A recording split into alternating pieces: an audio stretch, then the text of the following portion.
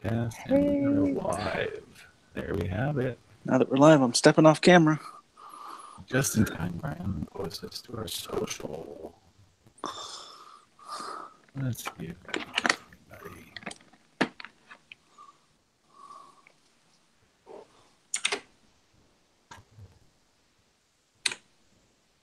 There we go. And you were going to post it to Biohack Me?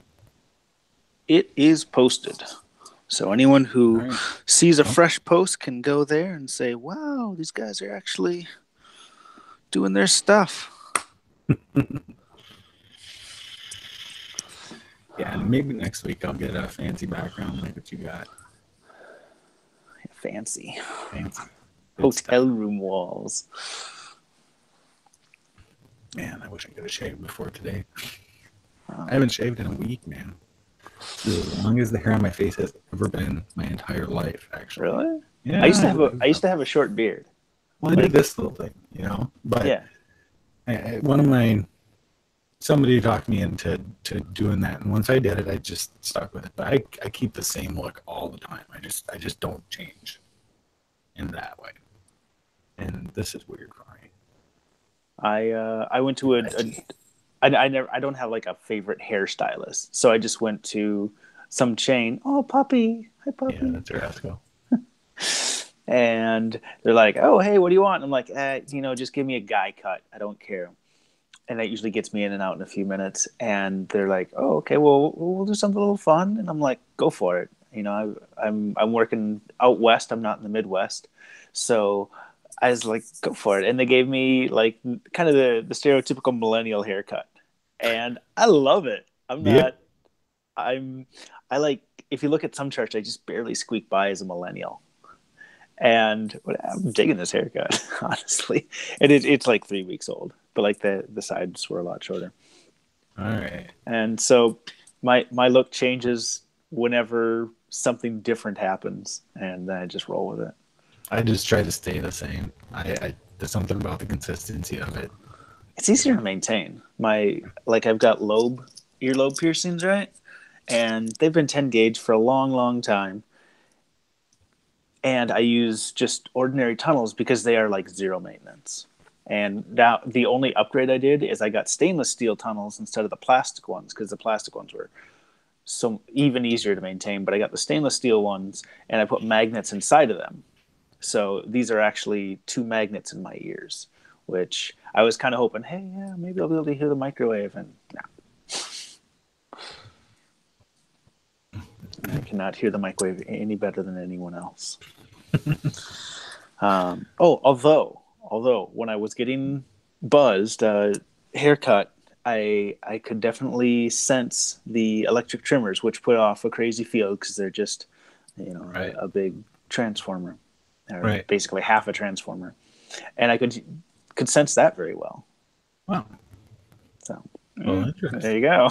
There you go. A biohack that unexpectedly paid off. It cost me all of like 35 cents plus shipping. For the tubes? I already had the piercings. I just ordered some magnets that fit inside snugly. Because, you don't want to just put neodymium magnets in your ear because they're coated in nickel. Nickel most people don't react well to it. Turns your skin green, irritant. Yeah. It's what cheap jewelry used to be made out of. All right. So I think I'm ready to record. Let's do this. All right.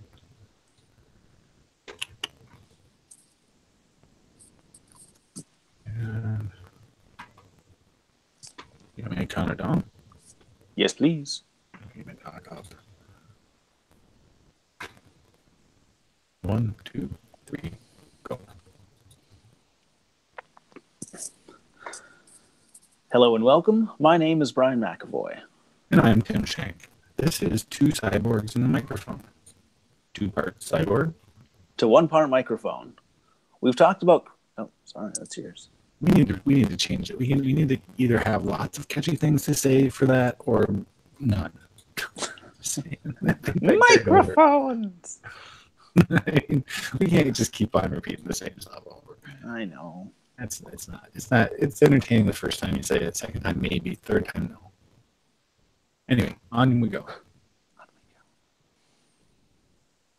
You're blue. Or you're next. Oh, I'm supposed to. Okay, so today we're talking about a startup called. Today we're talking about a startup called Nectome, and what they're advertising is that they will preserve and upload. And what they're advertising is that they will preserve and upload your brain into a computer. The only cost is, well, medical costs and the cost of procedure plus death. Yeah, the last one is a bit steep for most people. It does require that the person undergoing the procedure be eligible for euthanasia, which, like I said, it's a high cost. Now, if you're already in line eligible for that, this is possibly a very good out. We've talked about cryonics before. Cryonics are where they take a person who has recently deceased and they preserve the entire body, or sometimes just the head, and they do this by vitrification, where they... Yeah? Now, there's problems with cryonics, though. There are. Cryonics, we haven't learned to freeze anything, of size that's organic tissue without cracking it. And the cracks can go across organs, across systems. So cryonics in itself isn't a viable option yet for preserving people that we know of. I thought cryonics was pretty good about that now, that they could preserve things, but nobody had really revived anything. Like, we can get stuff down to temperature, but then it's up to future generations to get it back. Yeah, I could be wrong. That's the problem. You remember with Twin Cities Plus? Let me get my fan on my air conditioner off. This is too loud. If I need to turn my air conditioner off, I have to use my legs. How caveman is that? My phone is not doing the trick. It says off. It's obviously not off, man. Just do like me and have one device for every single thing. For those of you listening, I'm chatting on an iPhone. I'm reading our script off an iPad, and I'm recording on a Windows tablet. I'm also monitoring the whole thing 4 feet to my right on my work laptop, which has a very loud fan, which is why it's 4 feet away. And my method of one device for everything is clumsy. Oh, nice, Brian. Cheers. Cheers. I finally buckled up and brought my mug all the way to Reno. All right. Yeah, so if those of you listening wonder why, no, I do have a Cyborg sweatshirt that I made, but no 2xCbMic sweatshirt. All right. So I did get my fan turned off. So where were we? Where was I? Where were we? Well, let's see. We were talking about the steep price. Yes, we were talking about the cost, which was fatal. Okay. Oh, and we were talking about the cryonics. The problems with cryonics. Yeah. Well, and I'm not even clear exactly on this, but there's a difference between cryonics and cryogenics. Cryogenics is not specifically for the purpose of preserving tissue. Is that right? Or I think cryonics is the overarching thing. Okay. So cryogenics is preserving tissue. Excuse me, I got that backwards. Cryogenics is the overarching thing. Cryonics is what we're concerned with insofar as it could potentially allow you to wake up in some years. Gotcha. So what I was saying is when we were talking to Dennis Kowalski from the Michigan Institute of Cryonics. Right. He said that there were an average of 10 fracturing events per body. That's right. At the time. That was so when they freeze somebody, they try to minimize those fractures, but they accept them as, hopefully they'll be able to fix it. Fingers crossed, yeah.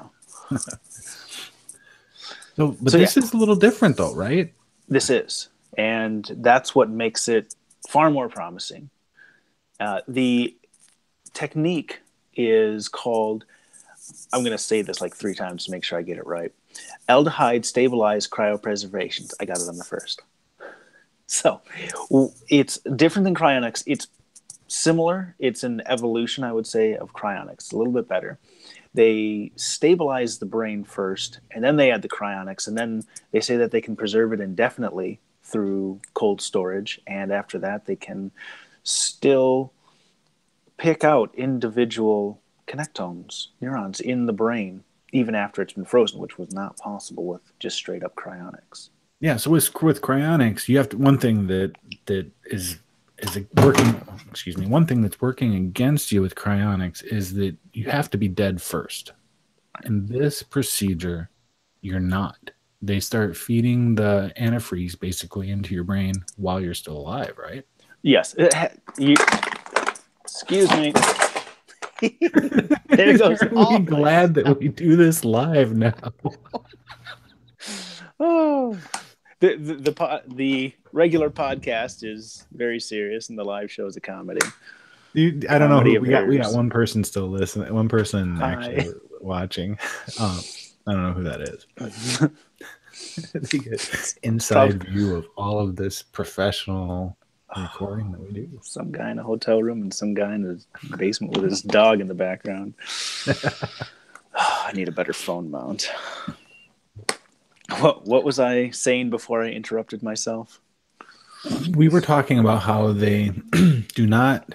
The person is alive when the antifreeze, basically, there's another name for it, starts entering the brain. So it's actually, I mean, this process kills you rather than waiting till you're dead. Mm-hmm. Now you're trying to catch up with all of this stuff. Oh my gosh!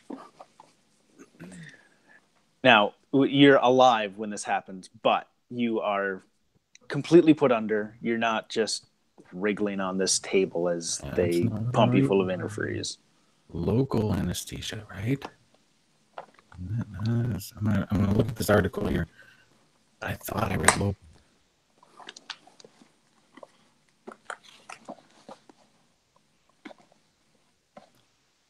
Maybe I misread or something, so I'm not seeing it. It's not inhumane. You don't die with your last memory being, oh gosh, this is hell. Your last memory is, okay, you're going to sleep and hopefully you'll wake up in the future. That was my understanding. Okay. Yeah, let's hope so. Yeah, it takes about 6 hours.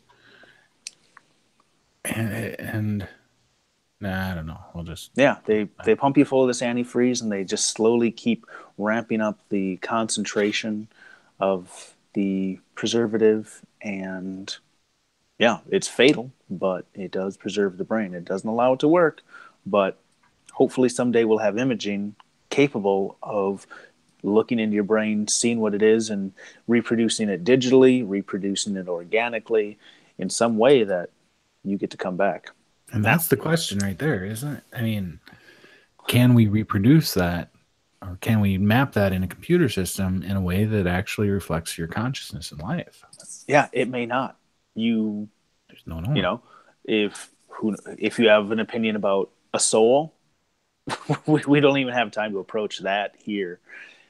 If they can't do it, you're dead, and you're dead. There's zero chance. Or if you don't do this, there's zero chance. If you do this, there is a chance. There's no numbers associated with it I'm aware of. I don't think you could at this point. Well, if your consciousness itself and your personality actually lies within the brain, which is against most spiritual religious thought, then this will surely, as long as technology keeps progressing, allow you to be reborn as software. I mean, there's really no other outcome of this. As long as technology keeps increasing at the rate it is, it won't be long. The other outcome is that maybe we'll be able to 3D print a brain later, and we'll be able to 3D print it the way that yours was, so we can read it, and it's the world's weirdest biological fax machine. Possibly. Fax yourself to the future. Or another option, I mean, if they're truly preserving the entire brain, if they can undo that later, you can put your brain into another animal, human. It would be, most compatible. Just pin a note to my chest. Be like, I want like 14 arms. I want a dozen legs. Make me weird. It doesn't work that way, Brian. Dang it! You're Put me in a only wired velociraptor. for 2 arms. You're only wired for 2 legs. Velociraptors have 2 arms. Give me one of those. There we go. I think I've it. seen some comedy sketches about a velociraptor that's doing business and acting like a human. That'd be Brian. That's awesome. Business raptor. Business raptor, writing for magazines.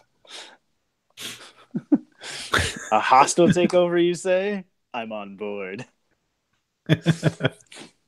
So anyway, this is really a big step in cryogenics. A big step. It's a big step because it's actually fully preserving the brain, and that's been the outcome. And you got these cryonic services that have been.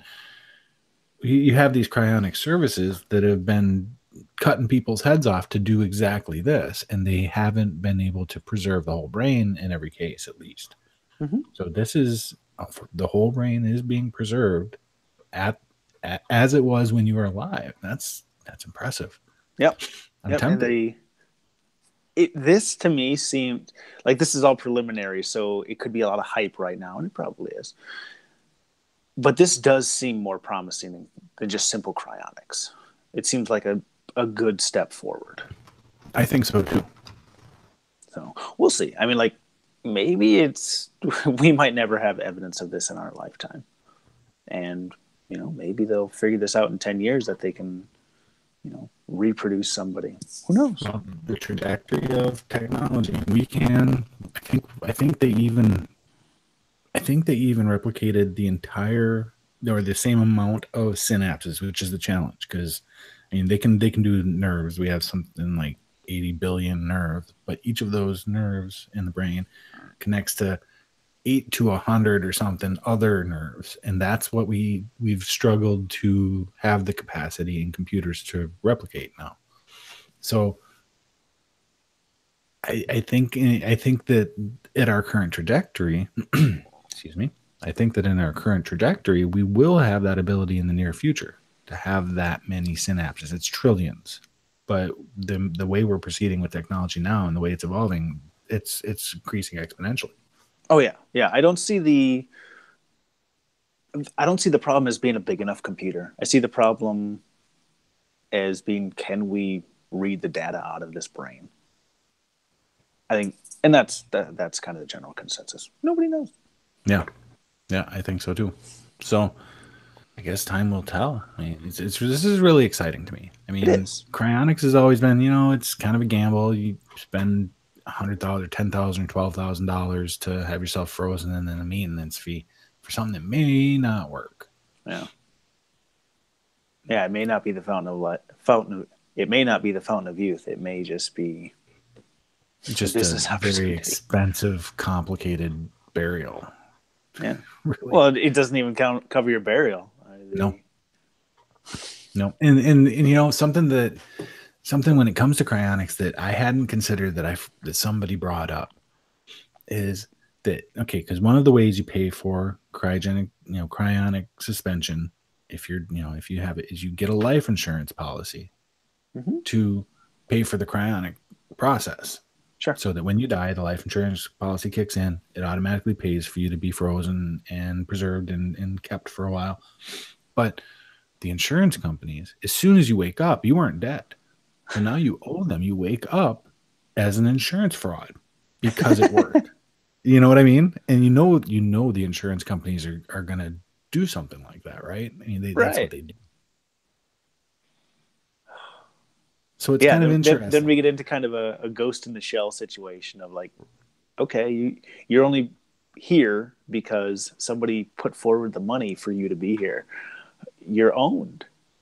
Like, do you now have to work for this insurance company, or do you have to work off your debt to the insurance company? Who knows? Right. And let's say you wake up in 100 years. You wake up and they say, okay, hey, you need to work off your debt. You're like, you wake up in debt, you wake up in slavery. And you're like, okay, hey, I got all these skills. And they're like, no, your skills don't apply. Everything has changed. You're like, well, I can teach history from that period. And they're like, yeah, okay. That's your job now. You're a history teacher for this, span of your lifetime that you're aware of. Well, I it don't kind know. of goes, and there's that series of books I read, the Bobiverse series. Anyway, the whole premise of the books is that this guy gets his, I think it's just his head, and cryogenically preserved and wakes up as software owned. Mm. So if you don't have a body anymore, so if you supposedly get your brain froze, technically you're dead. So you can get it paid for with an insurance policy or something like that. And you wake up, well, now you're not dead anymore. So that insurance policy was paid ahead of time, and you don't have a body. So do you have sovereignty? Mm-hmm. Is there liberty? So it kind of goes to that, and it's a sci-fi book. I listen to nothing but sci-fi when I'm listening to books, but Yeah. It kind of makes that just that much closer, that you could wake up as software. Well, you don't own a body anymore. You owe the insurance company whatever it is they paid to freeze you, because you're no longer dead technically, but you don't have a body and you're in somebody else's system using their resources on their hardware. So who are you at that point? Because you're not a Yeah. body.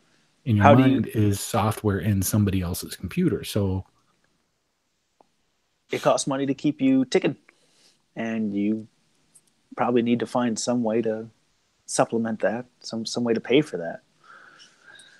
yeah, It's good that people are thinking about this now, even if it's just sci-fi authors, but yeah, it's going to become something. It's going to become a serious issue someday, I bet. it could with this. I mean, if they can preserve the brain and map it later, then yeah, they could do all kinds of things. Yeah, I could kind of see a situation where you need to work so much in order to earn time to be conscious, like where you have to basically pay for your CPU cycles. You know, Yeah, this is an interesting turn. This being able to preserve the brain fully. That's interesting. I'm gonna follow this, and I'm more tempted to do this than I was to get into the cryonics. it does seem more promising. And It hey, does. maybe there'll be another advance in 10 years, and it'll look even more promising. Well, what more advanced? I mean, if they can fully preserve the brain, what more do they need?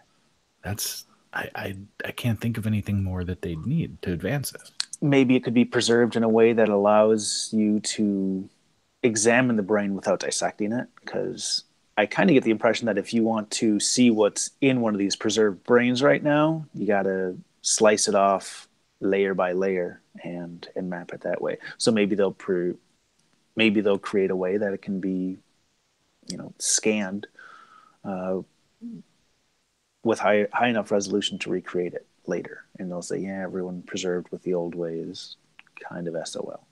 Wow. Interesting. Interesting. I'm going to be following this. This is definitely interesting. And the fact that For it's a sure. startup, it's a company offering a service rather than a medical, a medical site, that I don't know. I wish their name, Nectome, it's based off the connectome, the word connectome, which is supposedly where your consciousness is stored. And they said they can recreate those, they can perfectly preserve those. And then they chopped off the front of the word to make the company Nectome.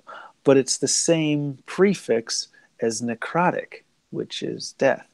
It's appropriate, but I'm not in marketing, but that seems like a bad idea. Yeah, well, That's my and 2 cents. I did find in the article it's general anesthesia, so you are out. Okay, I It's thought so. not local. So that's something. Yeah, I imagine if it was local anyway. Well, your brain doesn't feel pain, but I think it would be stressful. Yeah. So, is that what we got on this, Brian? I think so. All right. Well, I think we can Chalk, our second live broadcast. The first one was just kind of on the fly. We just decided to do it. Ended up with a lot of administrative crap at the beginning. We avoided that for the broadcast. And I think this is a success. And I have a nicer background. I totally made my bed to appear more professional because I love you guys. Oh, hey, something we can mention is that we have Cyborg business cards. Oh, put that closer to the camera, Brian. Let's see it. Let me get the glare off it. This is the one I made for myself. It's got my name on it. It's got contact information. And on the back, it's got half of our logo. And I'm going to get mine out. You know, well, damn, it's loud. All right. You know, I still have these are so nice, Brian. I still haven't given them to anybody. Give them out, man. Give them out. Yeah. If you see somebody, that handsome gentleman right there, and then there's my card. Very cool. And now, where do I got to put it, Brian? Here's the trick. Here's my Android phone, and here's my business card. Can you see that? Is it up? I don't see it flashing, Brian. Oh, it's because my phone just turned itself off. Yeah, see. Check that out. Oh, yeah, you're in better lighting. Yes. So these cards are actually NFC antenna finding tools. So they're not just literally flashy. They actually have a purpose. They're a tool. And so if you find us in real life, we'll give you one for free, for honest. And Tim, if enough people find you and ask for one, I'll order you some more. Okay. Yeah, I prize them. This is the coolest business card I've had ever. I've had some business cards on it. Very cool. Very so cool. Yes, find us. You know what we look like if you're watching on YouTube, and I don't know if you could recognize us from the illustrations. Those were done by Zach Dolan, an artist I know in Wisconsin. But here's what we look like. All right, so let's wrap it up, Brian. Let's wrap it up. I've got 23 minutes. I think half of this is not going to make the podcast. So you guys are very lucky to see all of this. Lucky. All right, so we want to thank all our listeners for listening. We invite you to email us at cyborgs@2cyborgs.com, or you can shoot either of us an email. You got Tim, that's me, at 2cyborgs.com, or Brian at 2cyborgs.com. Come check out our website, 2cyborgs.com, obviously. Check out the store and get some of those hooded sweatshirts with the 2 Cyborgs logo. You can get the coffee mug. Tim, show your coffee mug. Cheers. Remote clink. And you can support our podcast by buying this kind of swag. And you can stay warm with a coffee. You can stay warm with a hooded sweatshirt and get a shirt for your dog. This is Brian McAvoy, and we're drinking out of those mugs right now. And this is Tim Shank. You have been listening to 2 Cyborgs and a Microphone, brought to you by 2 Cyborgs who definitely have microphones. Like, follow, share, +1, and don't forget to subscribe on any of our popular podcast services, including Google Play Music, iTunes, and Stitcher. So you can help us move up that podcast ladder by commenting and subscribing on iTunes. And commenting is super important because that shows the administrators, or it shows the bots, that people pay attention to us. So if you can't donate money, just donate a little bit of your time and say something. Just even if you just say, "Hey, loved your show." Sure. Or connect. You guys are weird. Sure. Or connect with us on any of the social channels. We're big on you, or connect with us on any of the social channels. We're at 2 Cyborgs on YouTube. No, we're not. So connect with. Don't laugh, Brian. Don't laugh. I'm not laughing. You're laughing. All right. So hard. Or connect with us on any of the social channels. We're making a big push into social media now. We're at 2 Cyborgs on Twitter, and we have a page, 2 Cyborgs and a Microphone on Facebook. definitely connect with us. Retweet, share, like, follow, +1, all of that stuff on all of the social media. Connect. Please do. So that's it, right? That's it. So nobody asked any questions or anything. I think we got Yeah. 2 people on. I think one of them is Sarah, actually. I saw she sent me a message saying it looks like you're live. And I said, we are. And then all of a sudden there's a second person. So you guys got any questions about any of this? About us? You got us here now. 2 massive freaks ready to answer your questions. Nope, it's not. All right. Maybe next time. Yeah, we'll try to do this again next Sunday. Catch us then. Come up with your questions. Sorry, not next Sunday. 2 Sundays from now. My hair will be even longer by then. Yeah, hopefully mine will be shorter. I haven't cut my hair or shave in a week. It sucks. Anyway, I'm going to stop the broadcast.